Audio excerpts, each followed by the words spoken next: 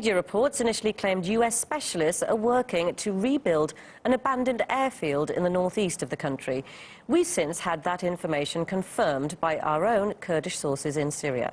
Our correspondent in the country, Murad Gazdiev, brings us all the details. Work on it apparently started in October.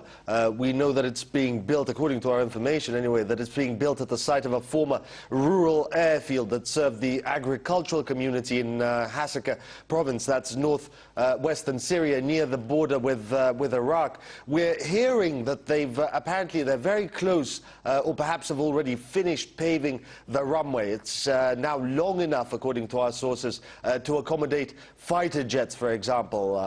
We also know that US citizens, foreigners, were there supervising construction of this new airbase.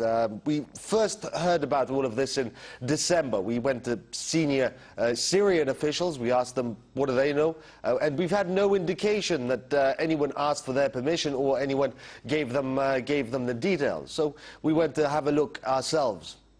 This territory is controlled by Syrian Kurds, the YPG, and it took us a while to find out the details. We approached senior YPG officials here in Hasaka province to comment on this matter. At first they feigned ignorance. They said, what base? This is the first time we hear of it. But as we talked, eventually they somewhat reluctantly and indirectly perhaps admitted that there is an airbase or something being constructed here. Now, to clarify the reports coming from different sources, we turn to the Pentagon, but its spokesman would neither confirm or deny the claim to us. Although speaking earlier to other media, the same Pentagon official firmly rejected the allegations. However, the fact the US is working with the Kurds against Islamic State is giving rise to speculation. Murad Gazdiev has more. We know for a fact that the YPG Syrian Kurds, the Syrian Democratic Forces that they're part of, are very close. They're allies of the United States. We know the United States is carrying out airstrikes on behalf of the SDF, of Syrian Kurds. We know they can even direct airstrikes. We know the United States has been supplying them with ammunition, with various military gear. And there's even been evidence, photographs, for example, of United States Special Forces embedded with the YPG, with the SDF on the ground in Syria. So clearly, you know, they'd likely give the United States permission to construct this airbase. So again, we've had no indication at all that the Syrian government was ever asked about this.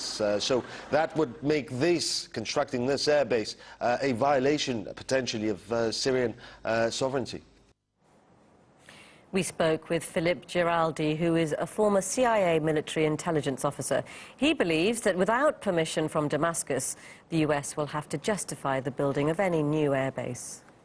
There's without a doubt that the constructing an airbase in Syria, which is still sovereign Syrian territory, is clearly illegal. I think the United States will rationalize it by saying that this is a temporary base, an emergency base that will be used basically to get military supplies into the Kurds and as an emergency landing place in case an American aircraft gets damaged or something like that. There'll probably be a way to finesse it. It's not going to be a full-scale airport or anything like that. But again, this is an illegal action to create a problem. If you have an American base in Kurdish territory, it becomes a target specifically for ISIS.